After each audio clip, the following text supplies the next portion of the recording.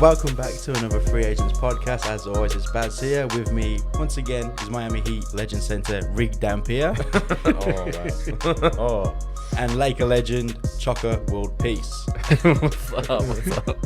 Today, we've got some interesting topics. We're going to quickly discuss the all-defensive team that got announced previously. And LeBron James became the most playoff wins in NBA history. We'll get into that and some of the best performances in the playoffs that we've witnessed. And then we're going to talk about moving forward, with the teams that have eliminated, and we've got the Western Conference Finals coming up and now the Eastern Conference Finals set. And we've also got some questions that have been answered on Instagram.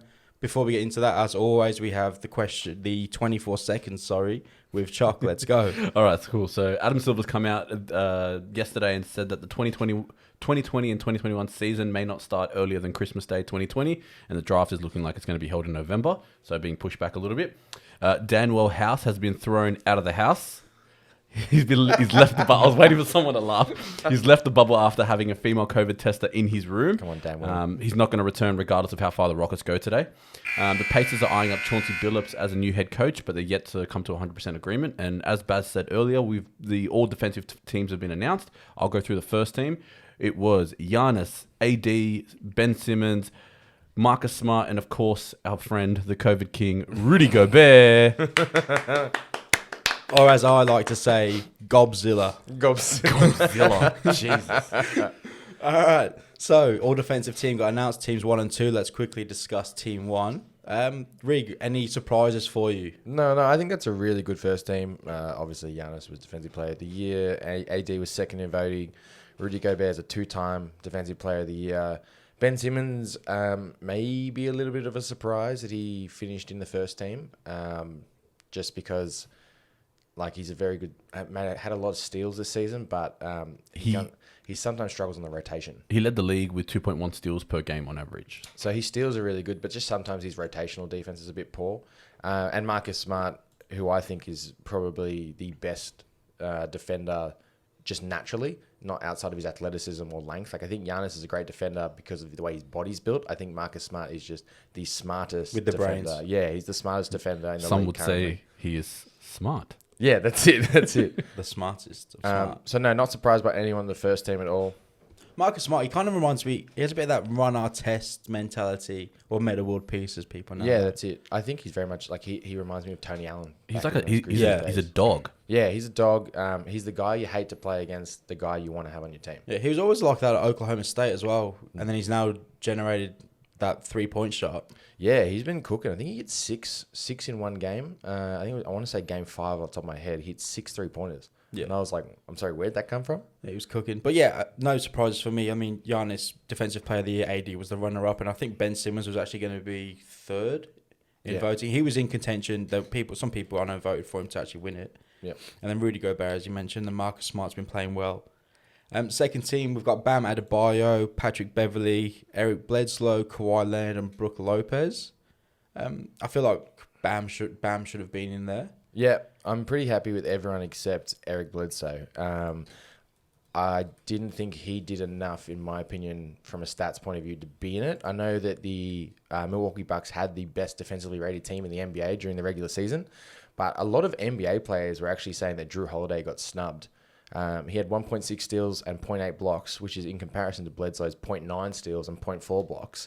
Statistically, he looked better on paper, and he had a higher defensive win share percentage than Bledsoe. So a lot of the like JJ Redick, Dame Lillard, they were talking on their podcast about how they thought Drew Holiday got snubbed.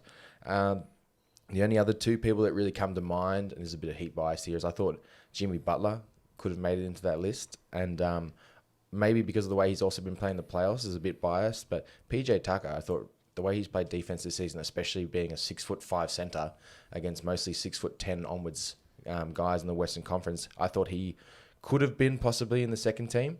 But yeah, other than that, I'm pretty happy with Bam. Pat Bev can definitely play defense. Kawhi Leonard did the claw, and I'm very improved Brook Lopez, who I'm pretty sure led the league last season in blocks per game. Chuck, if you want to check that for me. On it. Sorry to interrupt you. With Drew Holiday not making it, do you think that comes down to the Pelicans not playing in the playoffs? No, I think it's more to do with the fact that the Bucks as a team were We're the better, best team. were better than the Pelicans defensively. And that's, I think, the problem with Eric Bledsoe's pick here is I think that because if he's not playing on the Bucks, he's not getting in this. And that's why I think Drew Holiday doesn't get in there because of the way the Pelicans played defense. Because the Bucks were first overall in defensive rating, that's what sneaks Bledsoe in there for me. But there was also the top other guards that were vote getters that really blew me away with Chris Dunn for Chicago, got 31 first team votes. Kyle Lowry got 23 first team votes. And then Drew Holiday got 18. I would not have said Chris Dunn and Kyle Lowry. They don't come to mind when I think of defense. Kyle Lowry, because he's drawn most charges, I'm pretty sure. He's drawn most charges this season. And Yeah. I think obviously that is defense. So that's very much like probably why he's there. But I don't think of him as like a lockdown defender. Yeah, like you wouldn't have him guarding the ball. I don't know. It's hard. Like he wouldn't be guarding the last minute shot. No, definitely not. And then Chris Dunn said that was a big shot for me. I know he can play defense, but I just didn't feel like he played enough this season to be getting that many votes. Yeah, I think it's because you play for Chicago. You don't get enough credit. Well, that's true. Yeah, Like, no one really was no talking one about pays it all attention season. to you. Like no one pays attention. You play for Chicago. So with the Lakers beating Houston recently, we all know they played this morning. LeBron James actually now has the most playoff wins in NBA history. He actually overtook the great Derek Fisher. I felt like he was in playoffs every single year of his 17-year career. Yeah. He was incredible. Yeah, great player, Derek Fisher, one of those like really underrated guys. I think he was a big part of that that Kobe Lakers team and just didn't get enough credit for what he did. And he hit some big shots in some of those playoff games as well. Yeah, 100%. And then also the legend Hall of Famer Tim Duncan. Mr. Fundamentals, who I think literally spent his entire career in the playoffs from memory. I don't think they missed a single playoff series because that was the Spurs streak was just broken this year after I think it was 20 or 21 years in the playoffs straight. So 162 career playoff victories. For the King. 162. That's incredible, and he's still got years to go. Yeah, and if he wins 4 more, if he wins 8 more, it's gonna take that to 170. That's me predicting the Lakers win the whole thing, which still may or may not happen. And if he plays next year, they probably might make the playoffs again. Well, that's it. Well, you're assuming with that roster they'll most likely make the playoffs next year. Even if they just get another series, it's probably going to be at least another 4 games, even if they get swept.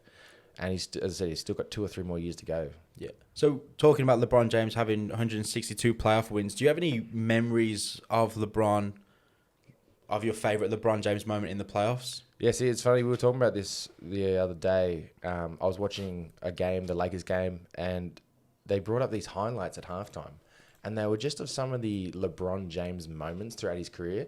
And you just forget how great or how many good things he's done in the playoffs. So I've got 5 ones I want to talk about if I can. The first one, number 5 on my list, he scores 25 straight points to beat the Pistons in 2007. Everybody, just quickly, you need to YouTube LeBron James versus the Pistons or Detroit. This will be the first video that comes up. It's actually insane. It's incredible. You just forget how good he was.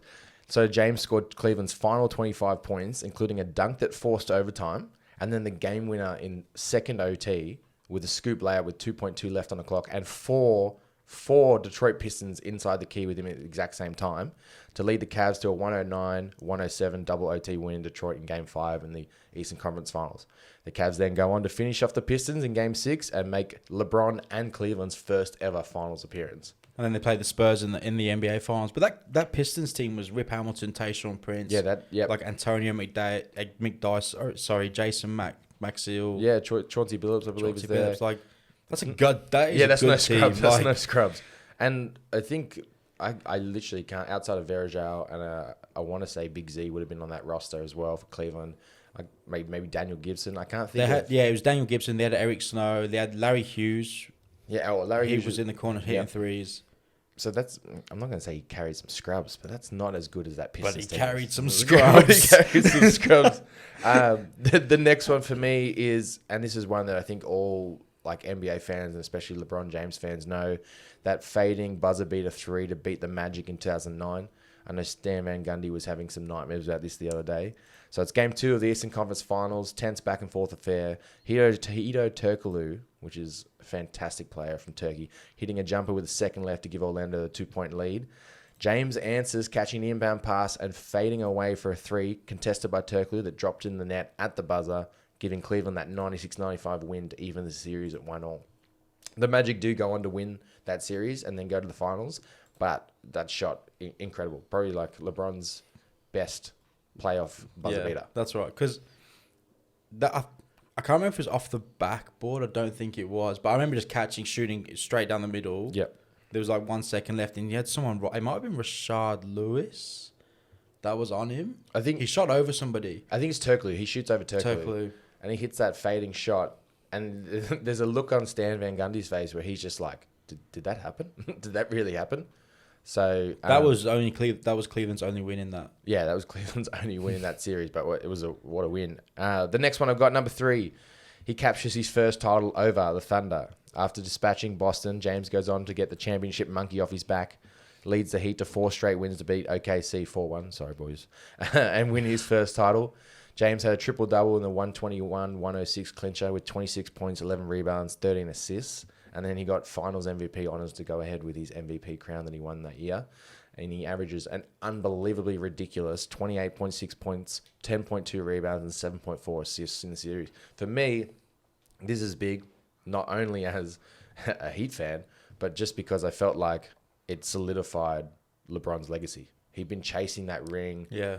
And this was kind of that. The only knock on him at this point was you'd done everything individually, but you hadn't won the championship yet. This is when he was getting compared to Kobe quite a lot. Yeah. Exactly right. And as I said, got the monkey off his back, got the first chip, and the Heat go on to be in 4 straight finals. And that Heat team was good. And that Oklahoma City team was good as well. Yeah, that was a very good Oklahoma City team. If you had them... A very young Oklahoma City team. 2 years later, when they're a bit more towards their prime, I actually think the Heat would have lost, looking back at it now. An aging Heat team compared to what was a very youthful OKC team. If they were 2 more years in them, in Westbrook and KD, and Harden's still there, I believe, off the top of my head, at that point. I think he got traded to Houston. If we go 2 years later, he's traded. Yeah, he would have been traded, but I'm saying you keep that roster Harden together. was there, yeah. You keep that roster together when they're in their mid-20s, it would have been a different ball game. Number 2 on my list, he leads the Heat back to the finals to beat the Spurs.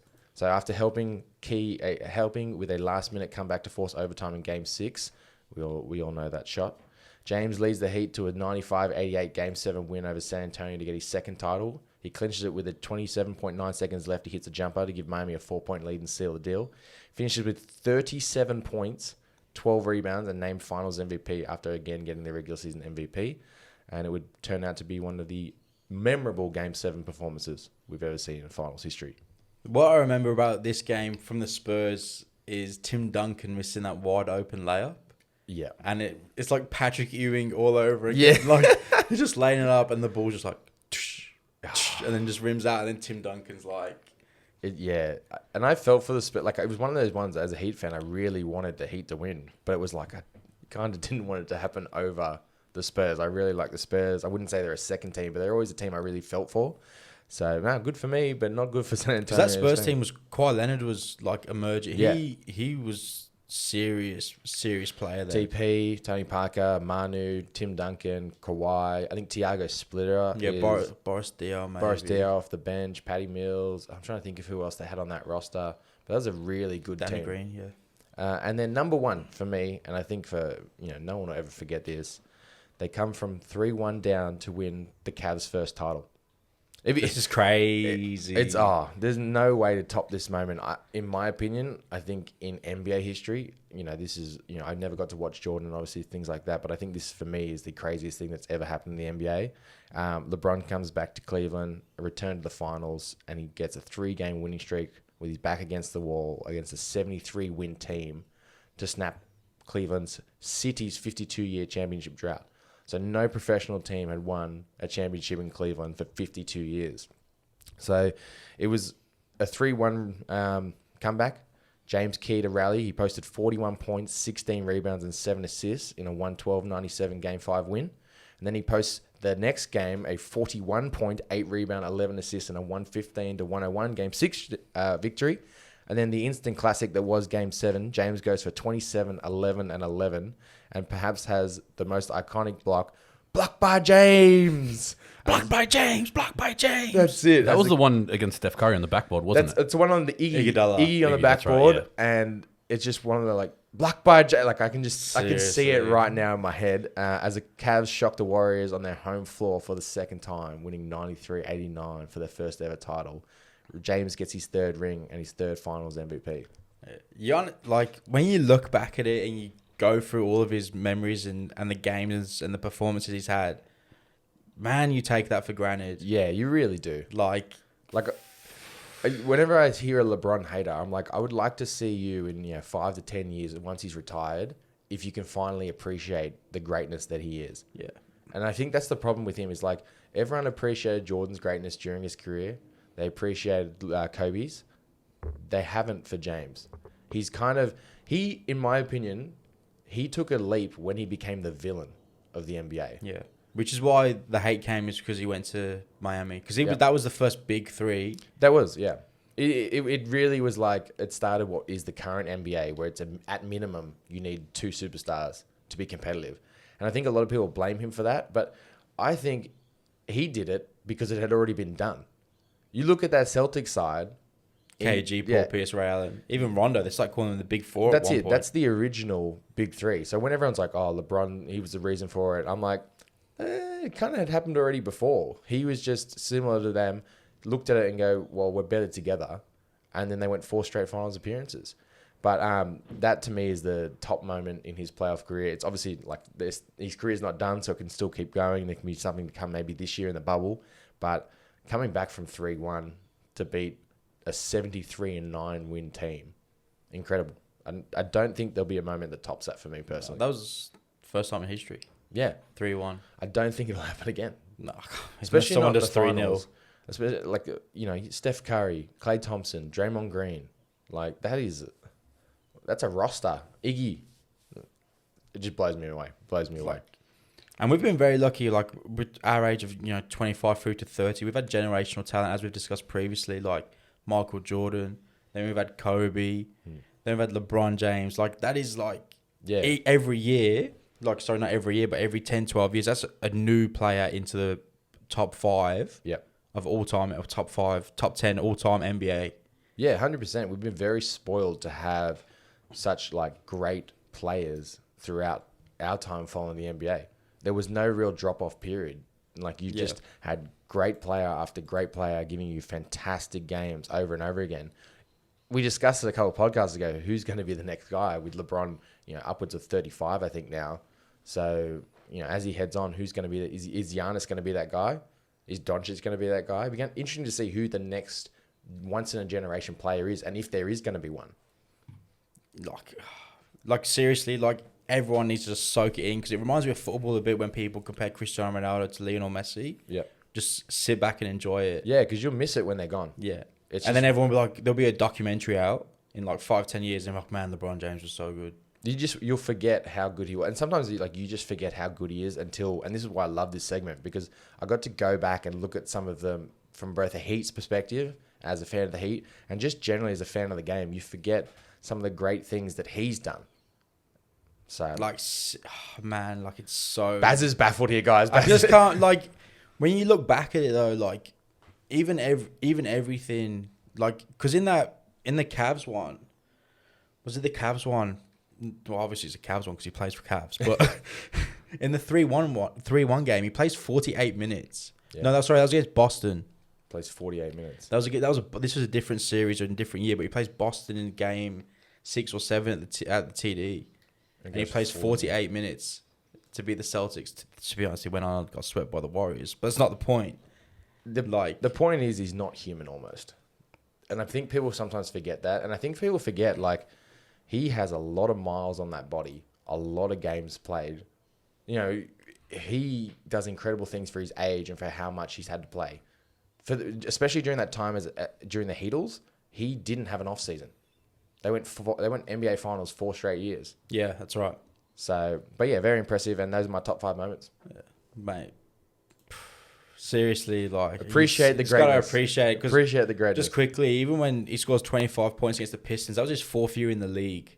Yeah, well, and like, he's putting that team on his back and getting them to the finals. 22-year-old getting them to the finals. Like, it's just insane. His record might not be great in the finals, but hey, at least he gets there. That's right. I'm glad to see he's won, obviously, the personal awards, and now he's got a few rings to his name as well.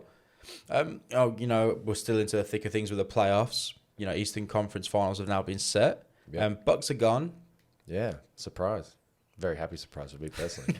But, I feel for the Bucks. They just did not they seem to really. I mean, the Giannis injury's big. Obviously, I feel for them in that. If Giannis doesn't get injured, I don't think personally it changes things because I think the Heat were playing so well at that point. But another tough early exit for the Bucks.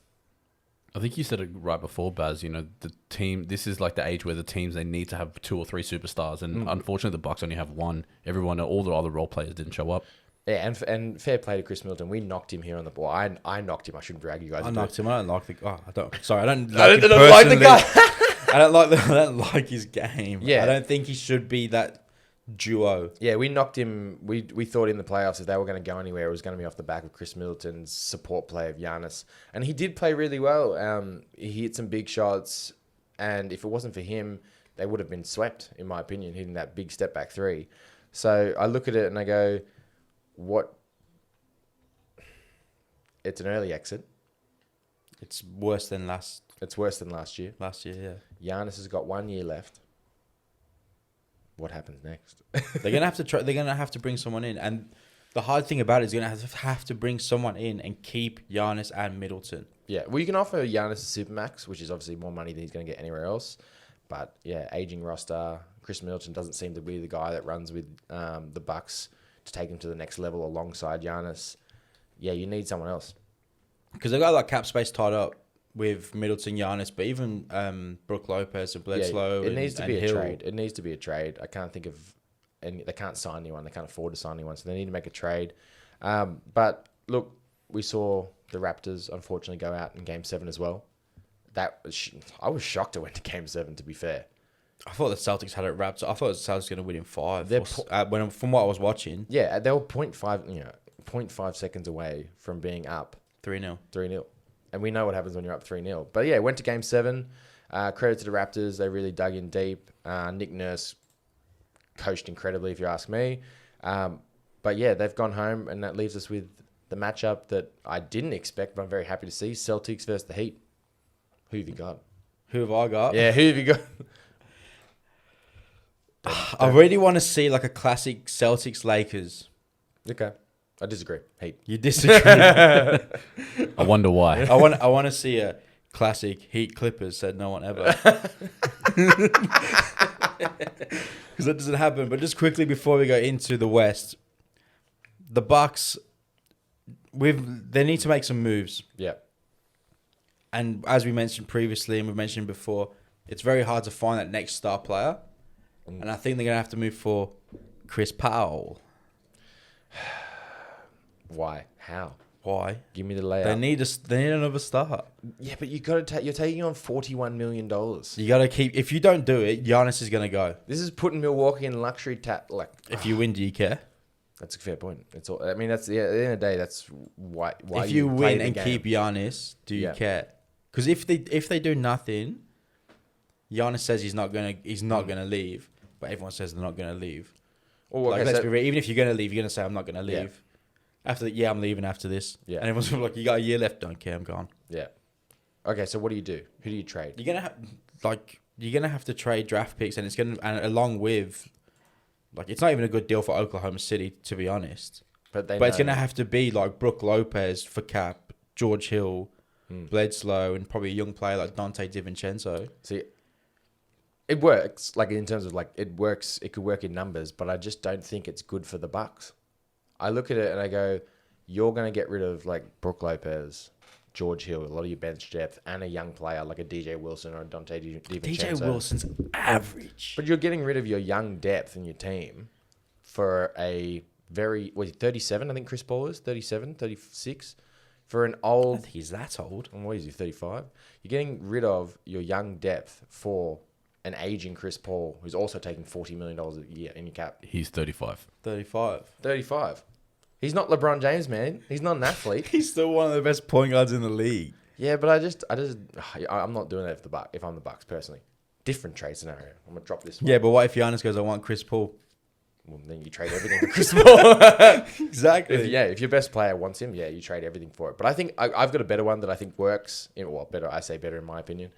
You move Bledsoe for Oladipo. What would the Pacers do that? Well, he's got 1 year left on his contract. He's been very unhealthy. Are you going to pay him? or you're going to build around Sabonis instead. The Bucks take a chance. They get what could be an all-star caliber player to match with Chris Middleton. Put Giannis at the 4, put Lopez at the 5, Middleton to the 3, Oladipo to the 2, and then you put George Hill in the starting rotation. The Pacers would have to get Dante DiVincenzo in return, some draft picks. Bledsoe and some draft picks. They might do it. I don't. Because, remember, they got Aaron Holiday. They can move to the 2. It depends on the direction the Pacers want to go. Well, they're currently just sitting in mediocrity. Like, just middle of the pack. Making the playoffs. Yeah, that's it. And with Sabonis showing he could run a team this year, and Oladipo's injury history, and the fact he's only got 1 year left on his contract, it might be time to move on with him. Otherwise, you're going to have to pay him $25 million a year. Oladipo's worth that kind of money in today's cap. So I think the Bucks get better. I think the Pacers don't necessarily get better, but I think they reconfigure their way to moving forward around Sabonis instead. So tank for a bit. And Yeah. then build from the drafts. And then, that's it. Because Sabonis is still, I know Oladipo is still young, but I think Sabonis is still young. He's very healthy. He showed a good quality game. And you got TJ Warren at the 3 still. And TJ Warren blew up in the bubble. So you could build around Warren and Sabonis and let Oladipo move on. So you don't have to pay him $26 million a year. I don't think Oladipo want to leave. One, for being from Indiana. Yeah, I don't think you want to leave either. And two, it's probably his best career performances at Indiana so far. And with the Pacers, do you really want your best players? Because the Sabonis would be the best player, and then the second best player would probably be Miles Turner. No, TJ Warren, if he continues the way he played in the bubble, would become the Yeah, best but he player. started to fall away in the playoffs. That's true. You're not wrong. Look, I don't know. If I'm the Pacers, I'm not paying Oladipo after his injury-riddled last season $26 million after this season. Depends on the direction. For the Bucks, you can risk it for a year because you got to remember Giannis can leave after next year as well. So you take the risk. You do a 1 year, and worst case, if Giannis leaves, you can let Oladipo go, and you can still have that cap flexibility. Yeah, or you re-sign Oladipo for a cheap, and then you bring in another star player. Yeah, exactly. And then you still kind of compete. I don't know. We'll see what happens. I mean, as we both know and said, there's plenty of things that will fall in place moving forward. That's it. There's a lot to happen first. There's plenty to happen. I mean, as Choc said, the next season might not start till Christmas Day or beyond in 2021, and the draft is until November 18. Yeah. So there's plenty to happen. In the West playoffs, Lakers are up on the Rockets 3-1. Yep. Hopefully they close it out today. That's it. And the Clippers are up 3-2 against the Nuggets. Yep. Do you see any upsets here?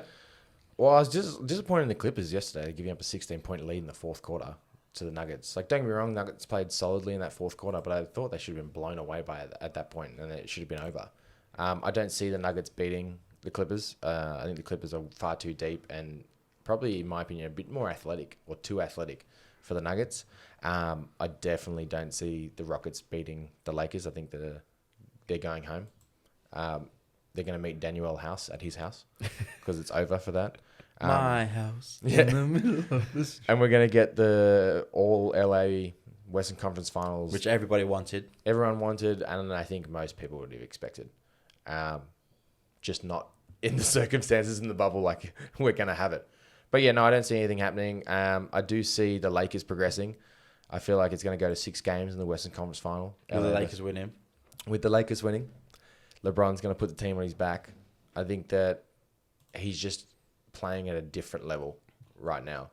Anthony Davis is also going to... I think Zubac and Harrell can't play Anthony Davis. I think he's too athletic as a big man. And I just feel like if they can get their Danny Green, Waiters, J.R. Smith, if those guys can continue to get better in their shooting and KCP, and with the Caruso doing all hustle, I think the Lakers will win. I think, just quickly, Houston got home. Do you blow up the team?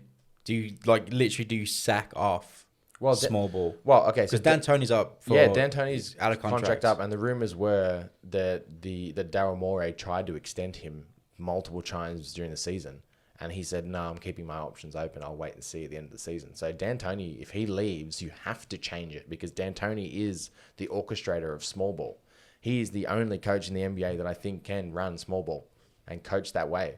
So if he leaves, I don't know if you blow it up, but you have to move away from small ball because the next coach coming in probably won't want to run it. No, he'll want a center. He'll want a center, and I think someone Whiteside is off contract at Portland. He's the kind of guy that you could bring in because you're not going to get much scoring from him, but put back dunks. He's very good blocking wise and defensively down low. He may clog up the paint a little bit, but I think you surround him with like PJ Tucker, Eric Gordon, Westbrook, and Harden. And you go back to what they should have had when they had Clint Capella there, which I think is a better overall side, especially with the Western Conference the way it's built. I think it's going to get... If the Rockets go home, it's going to get blown up. And then that Westbrook trade is going to look stupid.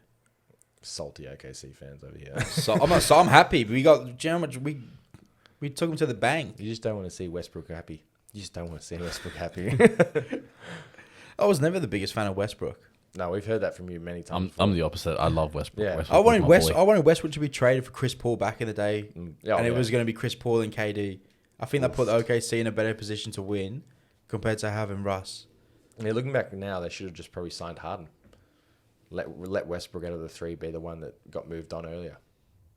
What could have been? What could have been? That's all. What could have been? Also, if the Lakers play the Clippers, and the Clippers come out on top, I wouldn't be surprised by this. But if Kawhi Leonard performs, this is going to like send him to like next level of like best in the NBA or second best player. Yeah. Because he's kind of been forgotten about since he's left Toronto. People kind of sleep on him and how good he is. Like to me, in the current NBA, he is top 5. It goes LeBron, KD, Curry, and then I would probably say he's next. I can't think of someone. Maybe Giannis.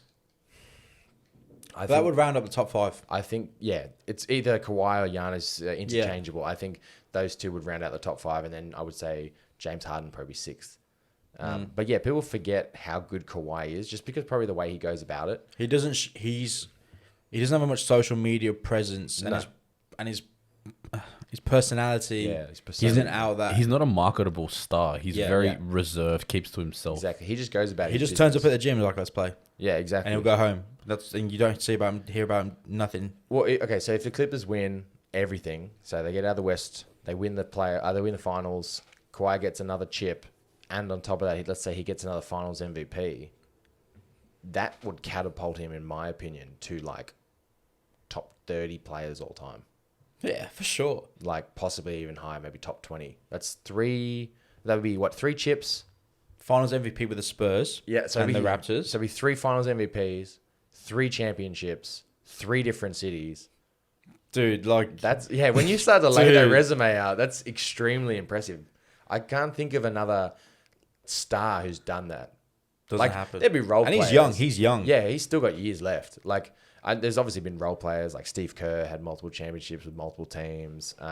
Patty McCaw had the 3. Robert Horry had like 9 rings. Yeah. I don't think it's 9, but that's a bit exaggerated. But he's got a lot. I think it's 7 rings off the top of my head. And then you have Pat McCaw, who had the 2 with the Warriors in his first 2 years in the league, and then he went to the Raptors and got a 3-peat.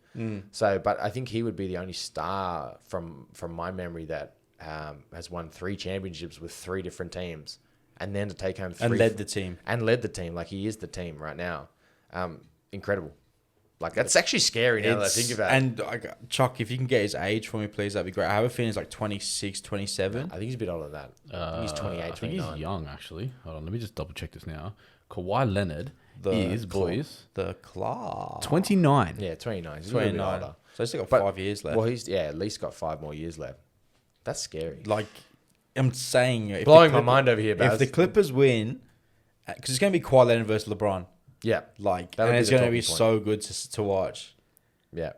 I think this leads us to our poll questions of the week. Chocky. Thanks, boys. So the first question, which is very relevant to what we were just talking about, do we think Paul George is still a star player? Now, we asked that on our Instagram, and 68% of our fans said no, while 32% said yes. Boys, what do you think? Take it away. No, I want you to go first.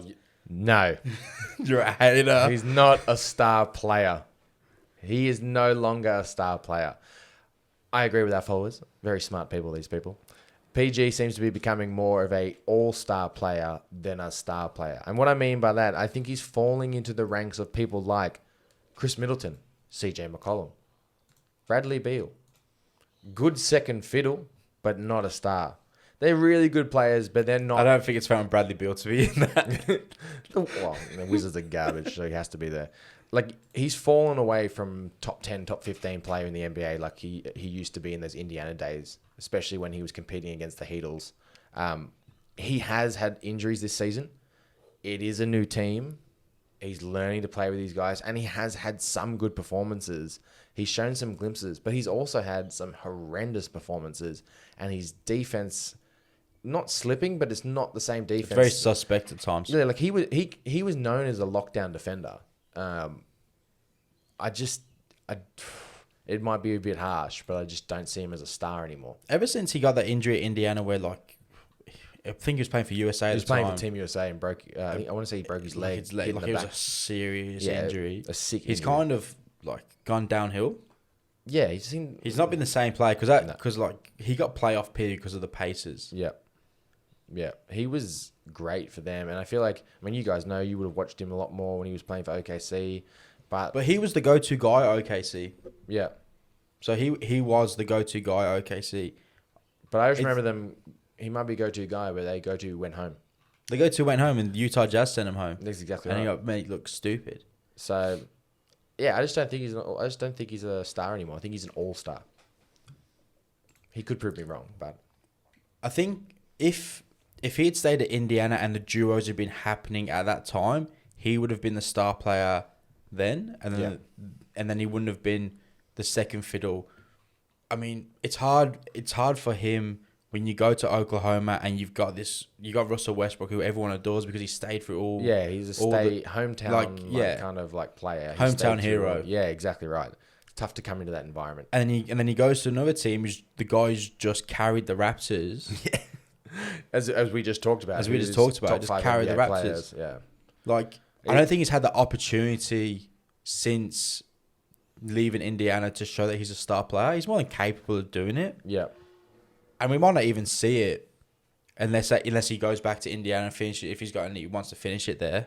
But I think he doesn't have the mantra to be the guy anymore, the alone guy. I feel like he's just accepted the role. I feel like he's accepted the role as being second fiddle, and that's why to me he's not the star that he used to be. What do you think Russell Westbrook's a star then? I feel like he's a stat patter.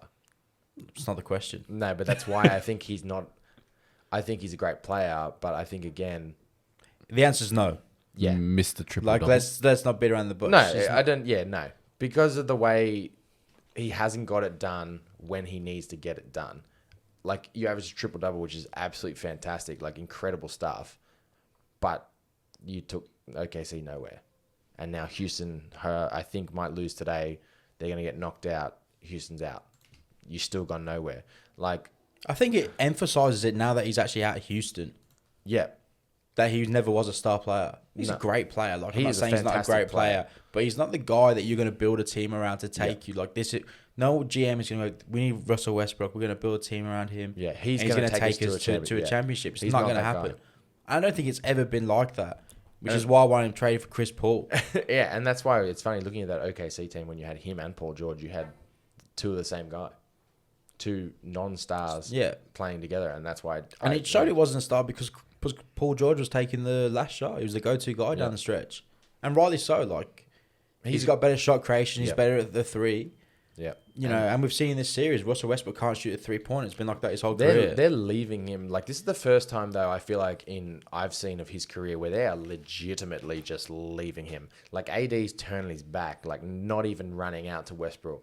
Just letting him shoot. That's the first time I think I've seen that happen to Westbrook before. He's shooting that poorly. It's not the first time he's seen... Like, it's a bit different because at Oklahoma City, he always had the ball in his hand, so there was always someone in front of him. The ball was never getting swung around. Yeah, that's right. But now at Houston, obviously, it's all getting moved around and Harden's ball dominant.